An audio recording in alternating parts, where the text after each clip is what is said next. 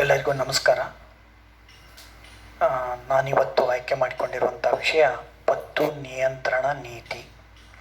ದಾವಣಗೆರೆ ವಿಶ್ವವಿದ್ಯಾಲಯದ 4ನೇ ಸೆಮ್ಮಿನ ಮನಿ banking and financial ಸಿಸ್ಟಮ್ನ ಪೇಪರ್ನ 3ನೇ ಚಾಪ್ಟರ್ನ ಬಹುಮುಖ್ಯವಾದಂಥ ವಿಷಯ. ಸಾಮಾನ್ಯವಾಗಿ ಪ್ರಶ್ನೆಗಳಿರ್ತವೆ ಮಕ್ಕಳ ಇದ್ರ ಮೇಲೆ. ಪತ್ತು ನಿಯಂತ್ರಣ. ಪತ್ತು ನಿಯಂತ್ರಣ ಎಂದರೇನು? ಪತ್ತು ನಿಯಂತ್ರಣದ ವಿಧಾನಗಳು ಯಾವುವು? ಸಾಮಾನ್ಯವಾಗಿ ಪ್ರಶ್ನೆ ಇದ್ದೇ ಇರ್ತದೆ. ಪ್ರಸ್ತುತ ಆರ್ಥಿಕ ವ್ಯವಸ್ಥೆಯನ್ನ ಪತ್ತು ಆಧಾರಿತ ಆರ್ಥಿಕ ವ್ಯವಸ್ಥೆ ಎಂದೇ ಕರೆಯಲಾಗಿದೆ. ಪತ್ತು ಅಂದರೆ ಸಾಲ ಹಣ, ಸಾಲ ಹಣದ ಆರ್ಥಿಕ ವ್ಯವಸ್ಥೆ ಅಂತ ಕರೀತಾ ಇದ್ದೀವಿ. ಯಾಕಂದರೆ ಪತ್ತು ಹಣ ಅಥವಾ ಸಾಲ ಹಣ ಅತ್ಯಂತ ಪ್ರಮುಖ ಪಾತ್ರವನ್ನು ವಹಿಸುತ್ತಿದೆ. ಪತ್ತು ಹಣ ಅಂದರೆ ಯಾವುದು? ಸಾಲ ಹಣ ಅಂದರೆ ಯಾವುದು? ವಾಣಿಜ್ಯ ಬ್ಯಾಂಕುಗಳು ಸೃಷ್ಟಿಸುವ ಸಾಲವೇ, ನೀಡುವ ಉದ್ದರಿ ಹಣವೇ ಪತ್ತು ಹಣ. ಈ ಪತ್ತು ಹಣ ಆರ್ಥಿಕ ವ್ಯವಸ್ಥೆಯ ಮೇಲೆ ತುಂಬ ಗಂಭೀರ ಪರಿಣಾಮಗಳನ್ನು ಬೀರ್ತದೆ. ಪತ್ತು ಹಣದ ದಿಢೀರನೆ ಹೆಚ್ಚಾಗುವ ಪ್ರಮಾಣ ಅಥವಾ ಪತ್ತು ಹಣದಲ್ಲಿನ ಪ್ರಮಾಣ ದಿಢೀರನೆ ಕುಸಿತವಾದರೆ ಆರ್ಥಿಕ ಚಟುವಟಿಕೆಗಳು ಏರಿಳಿತಕ್ಕೆ ಒಳಗಾಗುತ್ತವೆ. ಅದಕ್ಕೆ ಉದಾಹರಣೆ ಅಂದರೆ ಗಾಳಿ. ಒಮ್ಮೆಲೆ ಗಾಳಿ, ವಾಯು ಒಮ್ಮೆಲೆ ಗಾಳಿ ಬಂದರೆ ತಲ್ಲಣಿಸಿ ಹೋಗ್ತೀವಿ. ಒಮ್ಮೆಲೆ ಗಾಳಿಯ ಪ್ರಮಾಣ ಕಡಿಮೆ ಆಗಿಬಿಟ್ರೆ ನಾವು ಒದ್ದಾಡಿ ಹೋಗ್ತೀವಿ. ನಾವು ಆರ್ಥಿಕ ವ್ಯವಸ್ಥೆಯಲ್ಲೂ ಸಹ ಪತ್ತುವಿನ ಪ್ರಮಾಣದ ಹರಿವು ದಿಢೀರನೆ ಹೆಚ್ಚಾದರೂ ಆರ್ಥಿಕ ವ್ಯವಸ್ಥೆ ತೊಂದರೆಗೊಳಗಾಗ್ತದೆ. ದಿಢೀರನೆ ಕಡಿಮೆಯಾದ್ರೂ ಆರ್ಥಿಕ ವ್ಯವಸ್ಥೆ ಹಾನಿಗೆ ಒಳಗಾಗ್ತದೆ. ಏನು ಮಾಡಬೇಕಾಗಾದ್ರೆ? ಈ ಪತ್ತುವಿನ ಪ್ರಮಾಣವನ್ನು ನಿಯಂತ್ರಿಸಬೇಕು. ಯಾರು ನಿಯಂತ್ರಿಸಬೇಕು? ಮೊನಿಟರಿಸ್ಟ್ ಹಣಕಾಸು ತಜ್ಞರ ಪ್ರಕಾರ ಈ ನಿಯಂತ್ರಿಸುವ ಜವಾಬ್ದಾರಿಯನ್ನ ಕೇಂದ್ರ ಬ್ಯಾಂಕಿಗೆ ವಹಿಸಿದ್ದಾರೆ. ಇದನ್ನು ಒಟ್ಟಾರೆ ದೇಶದ ಹಣದ ಬೇಡಿಕೆ ಮತ್ತು ಪೂರೈಕೆಯನ್ನ ನಿರ್ವಹಿಸುವ, ದ್ರವ್ಯತೆಯನ್ನ ಕಾಪಾಡುವ ಕಾರ್ಯವನ್ನ ಕೇಂದ್ರ ಬ್ಯಾಂಕಿಗೆ ವಹಿಸಿದ್ದಾರೆ. ಅದನ್ನೇ ಅವರು ಹಣಕಾಸು ನೀತಿ ಅಂತ ಕರೆದರು. ಪತ್ತು ಹಣವನ್ನು ವಾಣಿಜ್ಯ ಬ್ಯಾಂಕುಗಳೇ ಸೃಷ್ಟಿ ಮಾಡ್ತವೆ. ಆ ವಾಣಿಜ್ಯ ಬ್ಯಾಂಕುಗಳು ಕೇಂದ್ರ ಬ್ಯಾಂಕಿನ ಅಧೀನದಲ್ಲಿರ್ತವೆ. ಆದ ಕಾರಣ ಕೇಂದ್ರ ಬ್ಯಾಂಕು ಪತ್ತಿನ ನಿಯಂತ್ರಣವನ್ನು ಮಾಡುವುದು ತುಂಬ ಅಗತ್ಯವಿದೆ. ಅದಕ್ಕೆ WA ಶಾ ಬಹಳ ಚೆನ್ನಾಗಿ ಅದನ್ನು ವ್ಯಾಖ್ಯಾನ ಮಾಡ್ತಾರೆ. ಕೇಂದ್ರ ಬ್ಯಾಂಕ್ ಅಂದ್ರೆ ಏನು ಅಂತ. ಕೇಂದ್ರ ಬ್ಯಾಂಕ್ ಅಂದರೆ ಯಾವ ಬ್ಯಾಂಕು ಪತ್ತು ನಿಯಂತ್ರಣ ಮಾಡ್ತತೋ ಅದೇ ಕೇಂದ್ರ ಬ್ಯಾಂಕು ಅಂತ ಅವರು ವ್ಯಾಖ್ಯಾನ ನೀಡ್ತಾರೆ. ಮಕ್ಕಳೇ, ಯಾವಾಗಲೂ ಸಾಮಾನ್ಯವಾಗಿ 2 ಮಾರ್ಕ್ಸಿಗೆ ಕೇಳ್ತಾನೆ, ಪತ್ತು ನಿಯಂತ್ರಣ ಎಂದರೇನು? ವಾಣಿಜ್ಯ ಬ್ಯಾಂಕ್ಗಳು ಸೃಷ್ಟಿಸುವ ಸಾಲ ನಿಯಂತ್ರಣಗೊಳಿಸುವುದೇ ಪತ್ತು ನಿಯಂತ್ರಣ. ಅಂದರೆ ವಾಣಿಜ್ಯ ಬ್ಯಾಂಕುಗಳು ಸೃಷ್ಟಿಸುವಂತಹ ಸಾಲದ ಹಣವನ್ನು ನಿಯಂತ್ರಿಸುವ ಕಾರ್ಯವೇ ಪತ್ತು ನಿಯಂತ್ರಣ.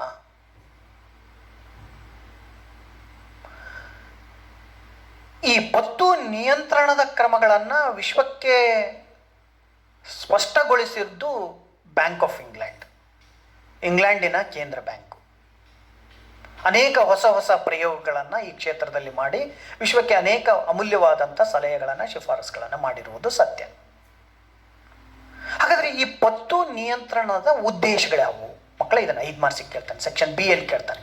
ಪತ್ತು ನಿಯಂತ್ರಣದ ಉದ್ದೇಶಗಳು ಯಾವುವು? ಪತ್ತು ನಿಯಂತ್ರಣದ ಬಹುಮುಖ್ಯವಾದಂಥ ಮೊದಲನೇ ಉದ್ದೇಶ ಸಾಮಾನ್ಯ ಬೆಲೆಯ ಮಟ್ಟದಲ್ಲಿ ಸ್ಥಿರತೆಯನ್ನು ಕಾಪಾಡುವುದು. ಹೌದು, ಬಹಳ ಪ್ರಮುಖವಾದಂಥ ಕೆಲಸ ಇದು.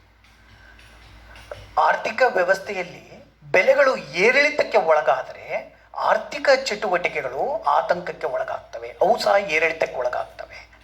ಆದ ಕಾರಣ ಸಾಮಾನ್ಯ ಬೆಲೆಯ ಮಟ್ಟದಲ್ಲಿ ಸ್ಥಿರತೆಯನ್ನು ಕಾಪಾಡಬೇಕಾದ್ರೆ ಹಣದ ಹರಿವಿನಿಂದ ಆಗಬಹುದಾದಂತಹ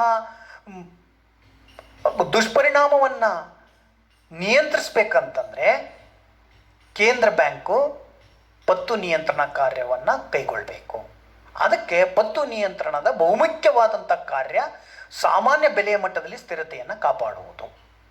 ಇನ್ನು ಮತ್ತೊಂದು ಅಂತಂದರೆ ವಿನಿಮಯ ದರದಲ್ಲಿ ಸ್ಥಿರತೆಯನ್ನು ಕಾಪಾಡುವುದು. ವಿನಿಮಯ ದರ ಬಹುತೇಕ ಕೇಂದ್ರ ಬ್ಯಾಂಕ್ಗಳು ನಿರ್ವಹಿಸುವಂತಹದ್ದು ಕಾರ್ಯ. ವಿನಿಮಯ ದರದಲ್ಲಿ ಸ್ಥಿರತೆ ಇದ್ದರೆ ಅಂತಾರಾಷ್ಟ್ರೀಯ ವ್ಯಾಪಾರಗಳು ಸುಗಮವಾಗಿ ನಡೀತವೆ, ವಿದೇಶಿ ವ್ಯವಹಾರಗಳು ಸುಗಮವಾಗಿ ನಡೀತವೆ. ವಿನಿಮಯ ದರದಲ್ಲಿ ಏರುಪೇರಾದರೆ ಆರ್ಥಿಕ ಚಟುವಟಿಕೆಗಳು, ವ್ಯಾಪಾರಗಳು, ವಹಿವಾಟುಗಳು, ಅಂತಾರಾಷ್ಟ್ರೀಯ ವ್ಯಾಪಾರಗಳು, ವಹಿವಾಟುಗಳು ಸಹ ಏರುಪೇರುಗಳಿಗೆ ಒಳಗಾಗ್ತವೆ.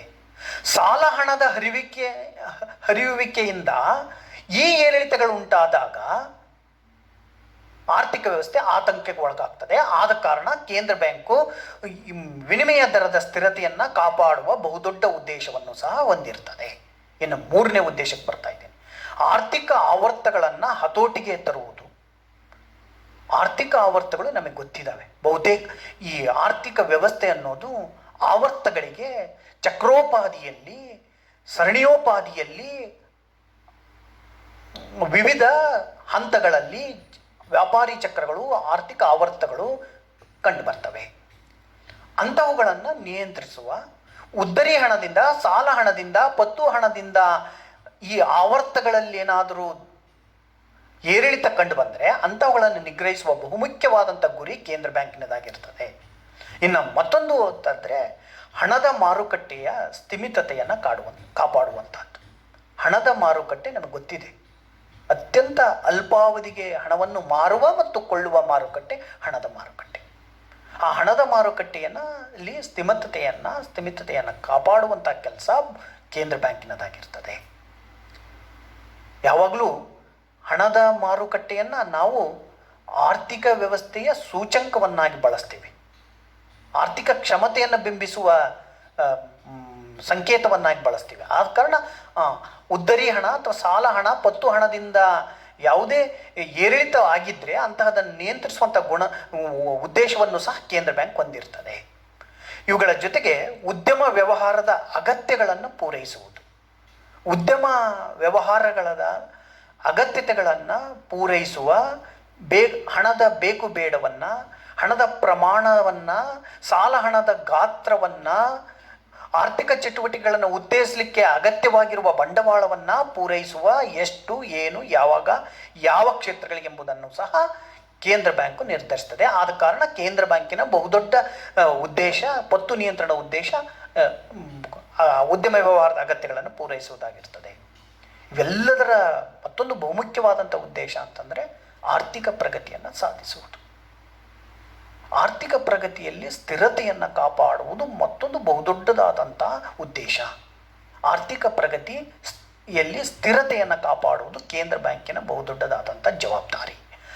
ಆ ಜವಾಬ್ದಾರಿಯನ್ನು ನಿರ್ವಹಿಸಲಿಕ್ಕೆ ಪತ್ತು ನಿಯಂತ್ರಣದಂಥ ಕ್ರಮಗಳನ್ನು ಕೇಂದ್ರ ಬ್ಯಾಂಕು ಅನುಸರಿಸಬೇಕಾಗ್ತದೆ.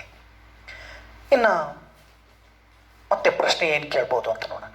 ಪತ್ತು ನಿಯಂತ್ರಣದ ವಿಧಾನಗಳು ಯಾವುವು? ಸಾಮಾನ್ಯವಾಗಿ 10 ಮಾರ್ಕ್ಸಿನ ಪ್ರಶ್ನೆ ಮಕ್ಕಳಿದು. ಇದನ್ನು ಹೇಳೋದಕ್ಕಿಂತ ಮುಂಚೆ ಸ್ವಲ್ಪ ಪ್ರಸ್ತುತ ಸಂದರ್ಭ ಏನಿದೆ ಅನ್ನೋದನ್ನು ಒಂದು ಸ್ವಲ್ಪ ನಿಮ್ಮ ಗಮನಕ್ಕೆ ತರ್ತೀನಿ. ಇವತ್ತು ಕೋವಿಡ್-19ನ ಸಂದಿಗ್ಧ ಸ್ಥಿತಿಯಲ್ಲಿ ನಾವು ಎಲ್ಲರೂ ಇದ್ದೀವಿ. ಇಡೀ ಜಗತ್ತೇ ಸ್ವಲ್ಪ ಹೆಚ್ಚು ಕಡಿಮೆ ಆತಂಕಕ್ಕೆ ಒಳಗಾಗಿದೆ. ಅದನ್ನು ಪಾಲ್ ಕ್ರುಗ್ಮನ್ ಭಾಳ ಚೆನ್ನಾಗಿ ಹೇಳ್ತಾನೆ. The whole global economy is under self induced quarantine ಅಂತ ಕರೀತಾರೆ. ಎಲ್ಲೂ ಹಿಂಜರಿತಾ ಇದೆ. Everything is it slows down production. It affected the employment. ಉದ್ಯೋಗ ಕಡಿಮೆ ಆಗ್ತಾ ಇದೆ, ಆದಾಯ ಕಡಿಮೆ ಆಗ್ತಾ ಇದೆ. The whole economy is under not globalization, it is under slobalization, slobalization. ಇಂಥ ಸಂದರ್ಭದಲ್ಲಿ ಅದಕ್ಕೆ ಮೊನ್ನೆ ಪಾಲ್ ಕ್ರುಗ್ಮನ್ ಹೇಳಿದರು, ಕೇಂದ್ರ ಬ್ಯಾಂಕು ಈ ಜವಾಬ್ದಾರಿಯನ್ನು ನಿರ್ವಹಿಸಬೇಕು ಅಂತ ಹೇಳಿದರು. ಬಹುತೇಕ ಆರ್ಥಿಕ ತಜ್ಞರು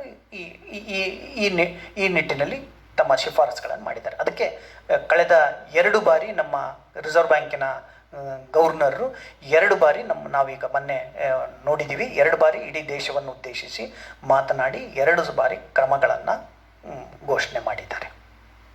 ಹೀಗೆ ಕೇಂದ್ರ ಬ್ಯಾಂಕಿನ ಕ್ರಮಗಳು ಆರ್ಥಿಕ ವ್ಯವಸ್ಥೆಯ ಒಟ್ಟಾರೆ ಆರ್ಥಿಕ ಪ್ರಗತಿಯನ್ನು ಸಾಧಿಸುವುದರಲ್ಲಿ ಸ್ಥಿರತೆಯನ್ನು ಕಾಪಾಡುವ ಬಹುದೊಡ್ಡ ಉದ್ದೇಶವನ್ನು ಇಟ್ಟುಕೊಂಡು ನಿರ್ವಹಿಸ್ತವೆ.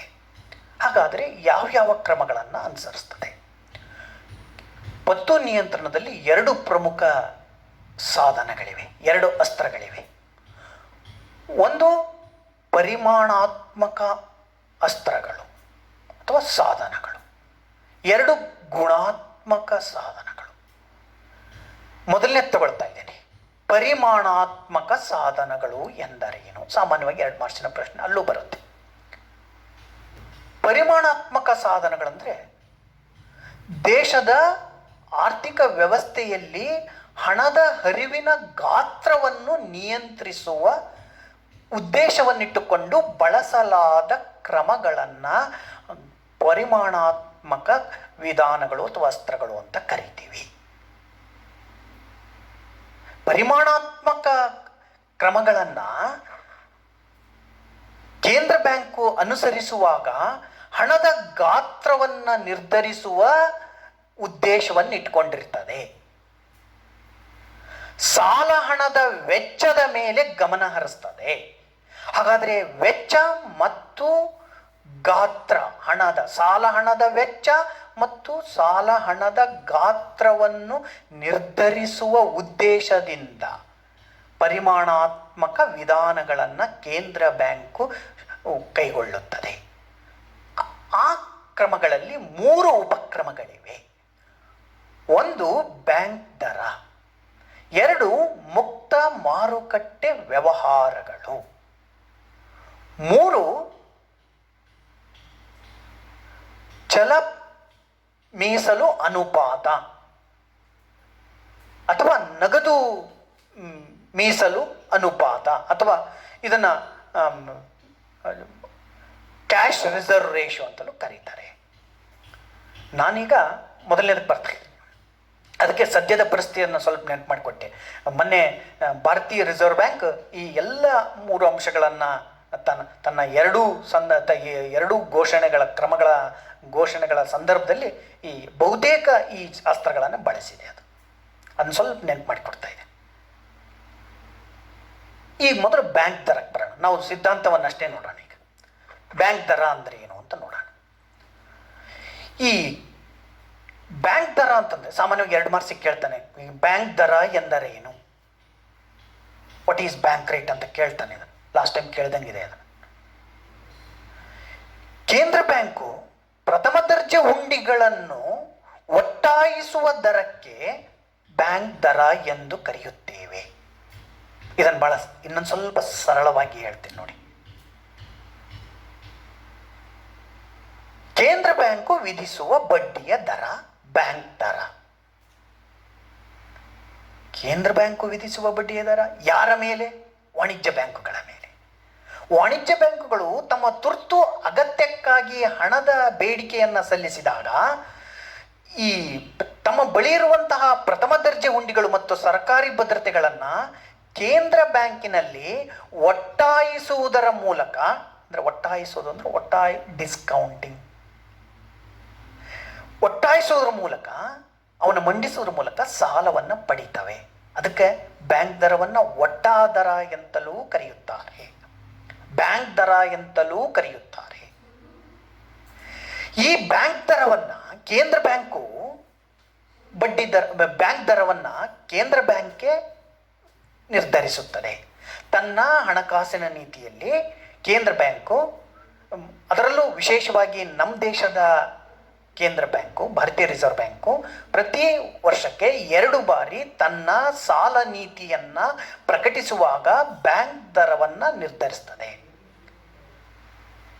ಆ ಆರ್ಥಿಕ ಪರಿಸ್ಥಿತಿಯನ್ನು ನೋಡಿ. ಅದಕ್ಕೆ ಈಗೇನು ನಡೀತಾ ಇದೆ ನೀವು ಸೂಕ್ಷ್ಮವಾಗಿ ಅರ್ಥ ಮಾಡ್ಕೊಂಡ್ರೆ ಇದು ಭಾಳ ಈಗ ಇರುವಂಥ ಆರ್ಥಿಕ ಸ್ಥಿತಿ, ಕೇಂದ್ರ ಬ್ಯಾಂಕು ಕೈಗೊಳ್ಳುತ್ತಿರುವಂಥ ನೀತಿ, ಇದನ್ನು ನೋಡಿದರೆ ಏನು ಬ್ಯಾಂಕ್ ದರ ಇರ್ಬೋದು ಅನ್ನೋದು ಗೊತ್ತಾಗ್ತದೆ. ಅಂದರೆ ನಾನು ಇದನ್ನು ಸ್ವಲ್ಪ ಇದರ ಕಾರ್ಯಾಚರಣೆಯನ್ನು ಒಂಚೂರು ವಿವರವಾಗಿ ಹೇಳ್ತಾ ಹೋಗ್ತೀನಿ ನೋಡಿ. ಬ್ಯಾಂಕ್ ದರ ಕೇಂದ್ರ ಬ್ಯಾಂಕೆ ಅದನ್ನು ಹೆಚ್ಚಿಸುವ, ಅದನ್ನು ಕಡಿಮೆ ಮಾಡುವಂಥ ನಿರ್ಧಾರವನ್ನು ಕೈಗೊಳ್ತದೆ. ಯಾವಾಗ ಹೆಚ್ಚಿಸ್ತದೆ ಅಂತ ನೋಡೋಣ, ಅಥವಾ ಹೆಚ್ಚಿಸಿದ್ರಿಂದ ಏನು ಪರಿಣಾಮ ಆಗ್ತದೆ ಅಂತ ನೋಡೋಣ. ದೇಶ ಅತಿ ಪ್ರಸರಣವನ್ನು ಅಂದರೆ ಬೆಲೆಗಳ ಏರಿಕೆಯನ್ನು ಎದುರಿಸ್ತಾ ಇದ್ದರೆ ಅಂತಹ ಸಂದರ್ಭದಲ್ಲಿ ಜನರ ಕೈಯಲ್ಲಿ ಹಣದ ಹರಿವು ಹೆಚ್ಚಾಗಿದೆ ಅಂತ. ಅವಾಗ ಏನು ಮಾಡ್ಬೇಕು ಕೇಂದ್ರ ಬ್ಯಾಂಕು? ಬ್ಯಾಂಕ್ ದರವನ್ನು ಹೆಚ್ಚಿಸ್ತದೆ. ಬ್ಯಾಂಕ್ ದರವನ್ನು ಹೆಚ್ಚಿಸುವುದು ಅಂದರೆ ವಾಣಿಜ್ಯ ಬ್ಯಾಂಕ್ಗಳ ಮೇಲೆ ವಿಧಿಸುವ ಬಡ್ಡಿಯ ದರ ಹೆಚ್ಚಾಗ್ತದೆ. ಅಂದರೆ ಸಾಲದ ವೆಚ್ಚ ಹೆಚ್ಚಾಗ್ತದೆ. ಅವಾಗ ವಾಣಿಜ್ಯ ಬ್ಯಾಂಕ್ಗಳು ಸಾಲವ ಕೇಳುವ ಪ್ರಮಾಣ ಕಡಿಮೆಯಾಗ್ತದೆ. ಕೇಂದ್ರ ಬ್ಯಾಂಕಿನಿಂದ ವಾಣಿಜ್ಯ ಬ್ಯಾಂಕ್ಗಳಿಗೆ ಹರಿದು ಬರಬಹುದಾದ ಸಾಲದ ಹರಿವು, ಪತ್ತಿನ ಪ್ರಮಾಣ ಕಡಿಮೆಯಾಗ್ತದೆ. ಸಾಲ ಹಣದ ಪ್ರಮಾಣದ ಹರಿವು ಆರ್ಥಿಕ ವ್ಯವಸ್ಥೆಯಲ್ಲಿ ಕಡಿಮೆಯಾಗ್ತದೆ. ಅದರಿಂದ ಉಂಟಾಗಬಹುದಾದ ಬೇಡಿಕೆ ಕಡಿಮೆಯಾಗ್ತದೆ. ಅದರಿಂದ ಉಂಟಾಗಬಹುದಾದ ಬೇಡಿಕೆ ಕಡಿಮೆ ಆದಮೇಲೆ ಬೆಲೆಗಳು ಕುಸಿತವಾಗ್ತವೆ. ಹಾಗಾದರೆ ಅತಿ ಪ್ರಸರಣವನ್ನು ನಿಯಂತ್ರಿಸಲಿಕ್ಕೆ ಬಹಳ ಪ್ರಮುಖವಾದಂಥ ಅಸ್ತ್ರ ಇದು. ಅದರಂತೆ ಆರ್ಥಿಕ ವ್ಯವಸ್ಥೆ ಕುಗ್ಗು ಪ್ರಸರಣವನ್ನು, ಡಿಫ್ಲೇಷನನ್ನು ಎದುರಿಸ್ತಾ ಇದ್ದರೆ ಅಂತಹ ಸಂದರ್ಭದಲ್ಲಿ ಹಣದ ಹರಿವು ಕಡಿಮೆ ಇರ್ತದೆ, ಬೇಡಿಕೆ ಇರಲ್ಲ. ಆ ಸಂದರ್ಭದಲ್ಲಿ ಕೇಂದ್ರ ಬ್ಯಾಂಕು ಬ್ಯಾಂಕ್ ದರವನ್ನು ಮತ್ತಷ್ಟು ಕಡಿಮೆಗೊಳಿಸಿಬಿಡ್ತದೆ. ಕಡಿಮೆಗೊಳಿಸಿದಾಗ ಏನಾಗ್ತದೆ? ಸಾಲ ಹಣದ ವೆಚ್ಚ ಕಡಿಮೆ ಆಗ್ತದೆ. ಆಗ ವಾಣಿಜ್ಯ ಬ್ಯಾಂಕ್ಗಳು ಹೆಚ್ಚು ಪ್ರಮಾಣದ ಸಾಲವನ್ನು ಅಗ್ಗದ ಬಡ್ಡಿ ದರದಲ್ಲಿ ಪಡೀಲಿಕ್ಕೆ ಪ್ರಯತ್ನ ಮಾಡ್ತವೆ. ಆವಾಗ ಕೇಂದ್ರ ಬ್ಯಾಂಕಿನಿಂದ ವಾಣಿಜ್ಯ ಬ್ಯಾಂಕ್ಗಳಿಗೆ ಹಣದ ಹರಿವು ಕಂಡು ಬರ್ತದೆ. ಇದರಿಂದ ವಾಣಿಜ್ಯ ಬ್ಯಾಂಕ್ಗಳಿಂದ ಸಾರ್ವಜನಿಕರಿಗೆ ಹಣದ ಹರಿವು ಕಂಡು ಬರ್ತದೆ. ಅಲ್ಲಿ ಬೇಡಿಕೆಯನ್ನು ವೃದ್ಧಿಸ್ತದೆ, ಬೆಲೆಗಳನ್ನು ಸುಧಾರಿಸ್ತದೆ, ಆರ್ಥಿಕ ಚಟುವಟಿಕೆಗಳು ಉತ್ತೇಜನಗೊಳ್ತವೆ. ಇದನ್ನು ಹೇಳುವಾಗ ಈ ಬ್ಯಾಂಕ್ ದರದ ಇದು ದೊಡ್ಡ ಸಿದ್ಧಾಂತ. ಇದು ಬ್ಯಾಂಕ್ ದರ. ಈ ಬ್ಯಾಂಕ್ ದರಕ್ಕೆ ಅರ್ಜಿ ಹಾಟ್ರೆ ಅಲ್ಪಾವಧಿ ಬಡ್ಡಿ ದರ ಮತ್ತು ಅದರಿಂದ ಅಲ್ಲಿ ಆಗುವಂತಹ ವಾಣಿಜ್ಯೋದ್ಯಮಗಳಲ್ಲಿ ಬಡ್ಡಿ ದರ ಸೃಷ್ಟಿಸಬಹುದಾದಂಥ ಸಂಬಂಧಿತ ಪರಿಣಾಮವನ್ನು ಅವರು ಬಹಳ ವಿಸ್ತೃತವಾಗಿ ಅಧ್ಯಯನ ಮಾಡ್ತಾರೆ. ಅದರಂತೆ ಕೇನ್ಸ್ ದೀರ್ಘಾವಧಿ ಬಡ್ಡಿ ದರವನ್ನು ಇಟ್ಕೊಂಡು ಅವರು ಅಧ್ಯಯನ ಮಾಡ್ತಾರೆ. ಒಟ್ಟಾರೆ ಇಬ್ಬರು ಅದಕ್ಕೆ ಒಲವನ್ನು ತೋರಿಸ್ತಾರೆ ಆಸ್ತರವನ್ನು. ಆದರೂ ಅದಕ್ಕೆ ಮಿತಿಗಳಿವೆ. ಯಾವ ಪ್ರಮಾಣದಲ್ಲಿ ಬಡ್ಡಿ ದರಗಳು, ಬ್ಯಾಂಕ್ ಕ್ಷೇತ್ರದಲ್ಲಿ ಬಡ್ಡಿ ದರಗಳು ಕೇಂದ್ರ ಬ್ಯಾಂಕಿನೊಂದಿಗೆ ಲಿಂಕ್ ಹೊಂದಿವೆ, ಸಂಬಂಧ ಹೊಂದಿವೆ ಅನ್ನೋದರ ಮೇಲೆ ಇದರ ಯಶಸ್ಸು ನಿಂತಿರ್ತದೆ. ಆದಾಗ್ಯೂ ನಮ್ಮ ದೇಶದಲ್ಲಿ ಅಥವಾ ಬಹುತೇಕ ರಾಷ್ಟ್ರಗಳಲ್ಲಿ ಬ್ಯಾಂಕ್ ದರವನ್ನು ಇಂದಿಗೂ ಬಳಸ್ತಾ ಇದ್ದೀವಿ. ಕಳೆದ ತಿಂಗಳಿನಲ್ಲಿ ನಮ್ಮ ದೇಶದ ಭಾರತೀಯ ರಿಸರ್ವ್ ಬ್ಯಾಂಕಿನ ಗವರ್ನರ್ ಆದಂಥ ಶಕ್ತಿಕಾಂತ್ ದಾಸ್ ರವರು ತಮ್ಮ ಮೊದಲ ದೇಶವನ್ನು ಉದ್ದೇಶಿಸಿ ಮಾತನಾಡುವಾಗ ಬ್ಯಾಂಕ್ ದರವನ್ನು ಅವ್ರು ಏನು ಮಾಡಿದ್ದಾರೆ ಅಂತ ಸ್ವಲ್ಪ ಯೋಚನೆ ಮಾಡಿ. ಅಂದರೆ ಈಗಿರುವಂಥ ಸ್ಥಿತಿಯನ್ನು ಸುಧಾರಿಸಲಿಕ್ಕೆ, ಹಣದ ಹರಿವನ್ನು ಹೆಚ್ಚು ಮಾಡಲಿಕ್ಕೆ ಬ್ಯಾಂಕ್ ದರವನ್ನು ಕಡಿತಗೊಳಿಸಿದರು. ನೆಕ್ಸ್ಟ್ ಇನ್ನು ಎರಡನೇ ಪ್ರಮುಖವಾದಂಥ ಅಸ್ತ್ರಕ್ಕೆ ಬರ್ತಾ ಇದೆ, ಮುಕ್ತ ಮಾರುಕಟ್ಟೆ ವ್ಯವಹಾರಗಳು. ಮುಕ್ತ ಮಾರುಕಟ್ಟೆ ವ್ಯವಹಾರಗಳು, ಓಪನ್ ಮಾರ್ಕೆಟ್ ಆಪರೇಷನ್ಸ್ ಅಂತ ಕರೀತಾರೆ. ಮಕ್ಕಳ ಇದನ್ನು ಕೇಳ್ತಾರೆ 2 ಮಾರ್ಚಿಗೆ, ಹಾಗಂದ್ರೆ ಏನು ಅಂತ. ಇದು ಬತ್ತು ನಿಯಂತ್ರಣದ ಪರಿಮಾಣಾತ್ಮಕ ಅಸ್ತ್ರಗಳಲ್ಲಿ ಎರಡನೇ ಬಹುಮುಖ್ಯವಾದಂಥ ಅಸ್ತ್ರ ಇದು. ಕೇಂದ್ರ ಬ್ಯಾಂಕು ಭದ್ರತೆಗಳನ್ನು, ಹುಂಡಿಗಳನ್ನು ಮತ್ತು ಸಾಲಪತ್ರಗಳನ್ನು ಉದ್ದೇಶಪೂರ್ವಕವಾಗಿ ಮುಕ್ತ ಮಾರುಕಟ್ಟೆಯಲ್ಲಿ ಕೊಳ್ಳುವ ಮತ್ತು ಮಾರುವ ಕ್ರಿಯೆಗೆ ಮುಕ್ತ ಮಾರುಕಟ್ಟೆ ವ್ಯವಹಾರಗಳು ಎಂದು ಕರೆಯುತ್ತಾರೆ.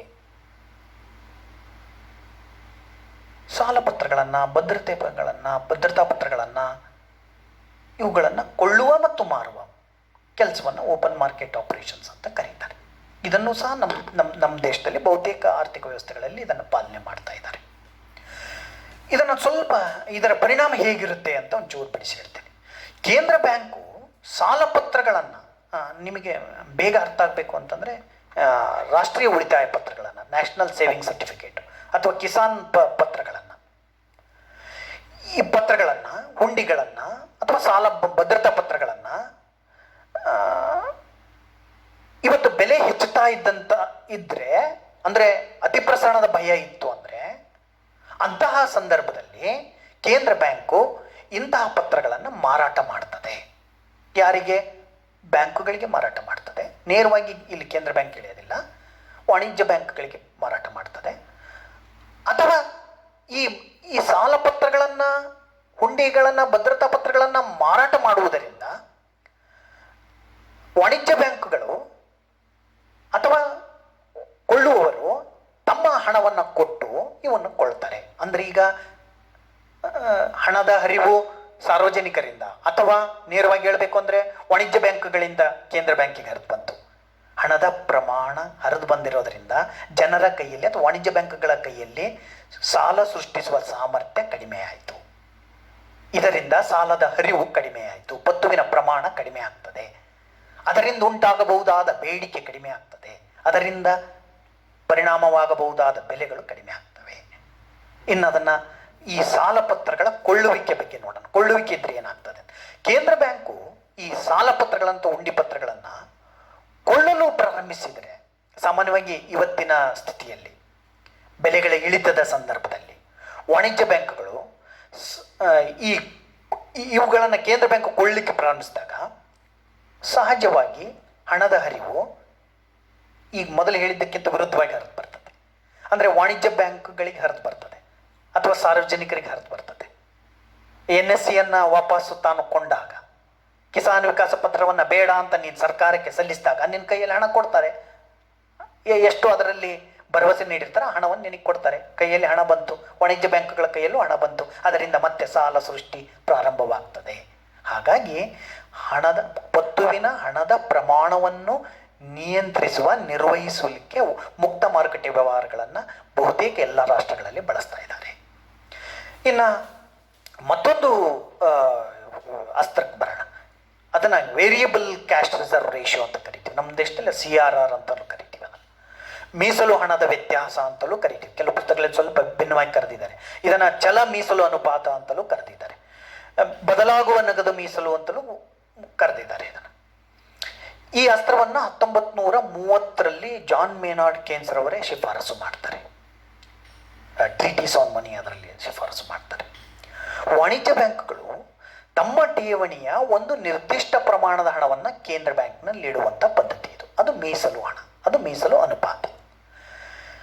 ಇದನ್ನು, ಈ ಮೀಸಲು ಅನುಪಾತವನ್ನು ಏರಿಳಿತಗೊಳಿಸುವ ಮೂಲಕ ಕೇಂದ್ರ ಬ್ಯಾಂಕು ವಾಣಿಜ್ಯ ಬ್ಯಾಂಕ್ಗಳ ಸಾಲ ನಿರ್ಮಾಣ ಅಥವಾ ಸಾಲ ಉದ್ರಿಯಣ ಅಥವಾ ಪತ್ತು ನಿರ್ಮಾಣದ ಸಾಮರ್ಥ್ಯವನ್ನು ಹತೋಟಿಯಲ್ಲಿ ಮಾಡುತ್ತದೆ. ಹೇಗೆ? ಬೆಲೆ ಏರಿಕೆಯ ಸಂದರ್ಭದಲ್ಲಿ, ಅತಿ ಪ್ರಸರಣ ಇದೆ ಎನ್ನುವಂಥ ಸಂದರ್ಭದಲ್ಲಿ ಈ ಮೀಸಲು ಅನುಪಾತವನ್ನು ಕೇಂದ್ರ ಬ್ಯಾಂಕ್ ಹೆಚ್ಚಿಸ್ತದೆ. ಆಗ ವಾಣಿಜ್ಯ ಬ್ಯಾಂಕುಗಳು ತಮ್ಮಲ್ಲಿರುವ ಹಣದ, ಠೇವಣಿ ಹಣದ ಇಂತಿಷ್ಟು ಭಾಗ, ಈಗ ಹೆಚ್ಚು ಹಣವನ್ನು ಕೇಂದ್ರ ಬ್ಯಾಂಕಿಗೆ ವರ್ಗಾಯಿಸಬೇಕಾಗ್ತದೆ. ಅಂದರೆ ಹಣದ ಹರಿವು ವಾಣಿಜ್ಯ ಬ್ಯಾಂಕುಗಳಿಂದ ಕೇಂದ್ರ ಬ್ಯಾಂಕಿಗೆ ಬಂತು, ವಾಣಿಜ್ಯ ಬ್ಯಾಂಕುಗಳ ಕೈಯಲ್ಲಿ ಹಣದ ಹರಿವು ಕಡಿಮೆ ಆಯಿತು, ಸಾಲ ನೀಡುವ ಸಾಮರ್ಥ್ಯ ಕುಸಿತವಾಯಿತು. ಇದನ್ನು ಬಹುತೇಕ ಇದರಲ್ಲಿ ರಾಷ್ಟ್ರಗಳಲ್ಲಿ ಬಳಸ್ತಾರೆ. ನಮ್ಮಲ್ಲಿ ಇನ್ನೂ ಸ್ಟ್ಯಾಟ್ಯೂಟರಿ ಲಿಕ್ವಿಡಿಟಿ ರೇಷಿಯೋ ಅಂತ ಕರಿತೀವಿ, SLR ಅಂತ ಕರಿತಿದ್ವಿ ನಾವು. ಅದು ಶಾಸನಬದ್ಧವಾಗಿ ಇಷ್ಟಿಡಬೇಕು ಅಂತ ಇರ್ತದೆ. ಅದಕ್ಕೆ ಶಾಸನಬದ್ಧ ಅಥವಾ ಕಾನೂನುಬದ್ಧ ಮೀಸಲು ಪ್ರಮಾಣ ಅಂತಲೂ ಕರೆದಿದ್ದೀವಿ, ದ್ರವ್ಯತೆಯ ಪ್ರಮಾಣ ಅಂತ. ಒಟ್ಟಾರೆ ದೇಶದ ದ್ರವ್ಯತೆಯಿಂದ ಆಗಬಹುದಾದ ಪರಿಣಾಮವನ್ನು ನಿಗ್ರಹಿಸಲಿಕ್ಕೆ, ನಿರ್ವಹಿಸಲಿಕ್ಕೆ ಕೇಂದ್ರ ಬ್ಯಾಂಕು ಈ ಮೂರು ಅಸ್ತ್ರಗಳನ್ನು ಬಳಸ್ತದೆ. ಇನ್ನು ಗುಣಾತ್ಮಕ, ಎರಡನೇ ಭಾಗಕ್ಕೆ ಬರೋಣ. ಗುಣಾತ್ಮಕ ಸಾಲ ವಿಧಾನಗಳು ಯಾವುವು ಅಂತ.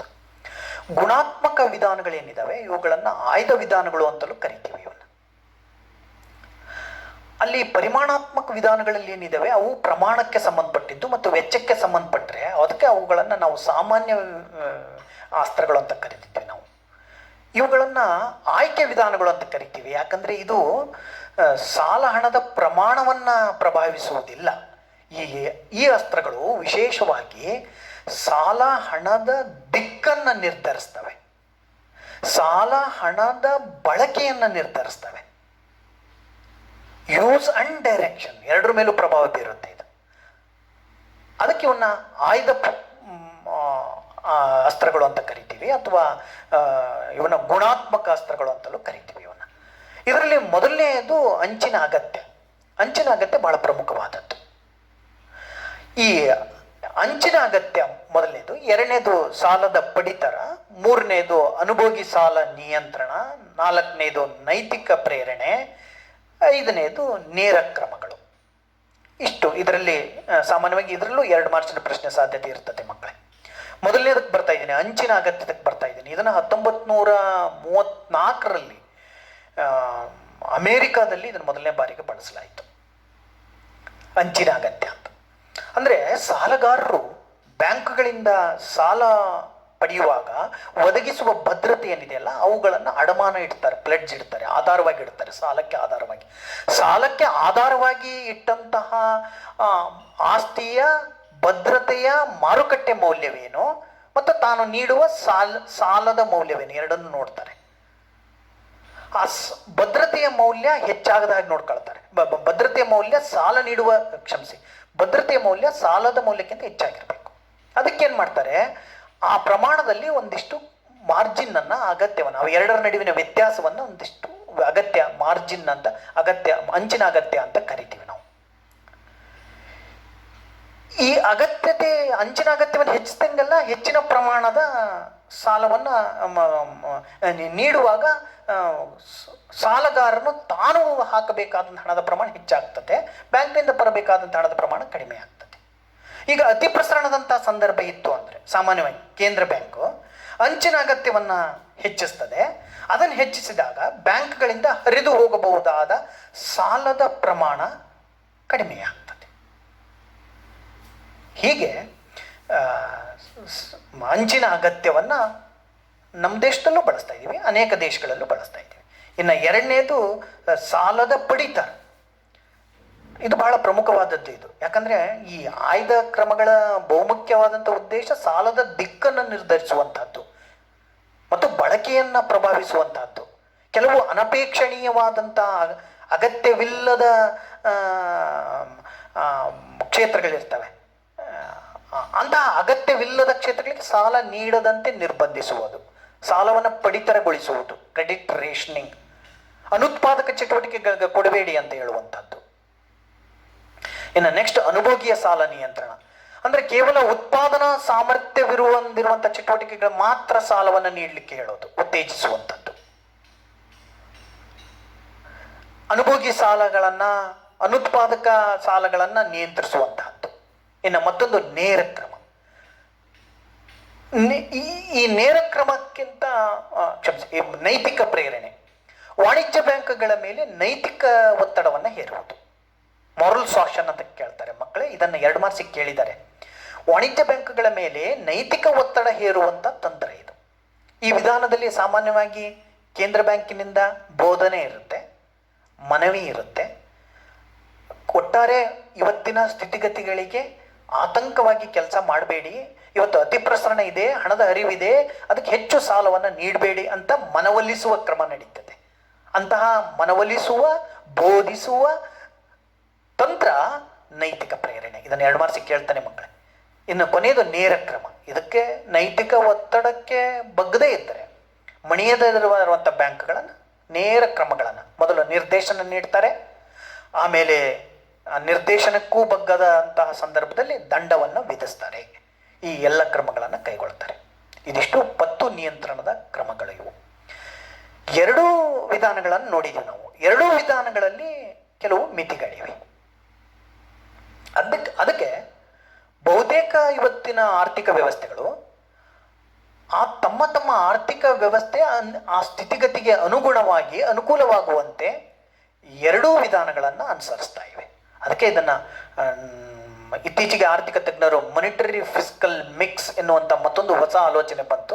ಆ ಸಂದರ್ಭದಲ್ಲಿ ಈ ಎರಡರೂ ವಿಧಾನಗಳನ್ನು ಇದರ ಜೊತೆಗೆ ಇನ್ನೂ ಪೂರಕವಾದಂಥ ಫಿಸ್ಕಲ್ ಕ್ರಮಗಳನ್ನು ಕೈಗೊಂಡ್ರೆ ಹೆಚ್ಚು ಪೂರಕವಾಗಿರ್ತದೆ ಎನ್ನುವಂಥ ಅಭಿಪ್ರಾಯ, ಹೆಚ್ಚು ನಿಯಂತ್ರಣ ಪರಿಣಾಮಕಾರಿಯಾಗಿರ್ತದೆ ಎನ್ನುವಂಥ ಅಭಿಮತವನ್ನು ಆರ್ಥಿಕ ತಜ್ಞರು ಹೊಂದಿದ್ದಾರೆ.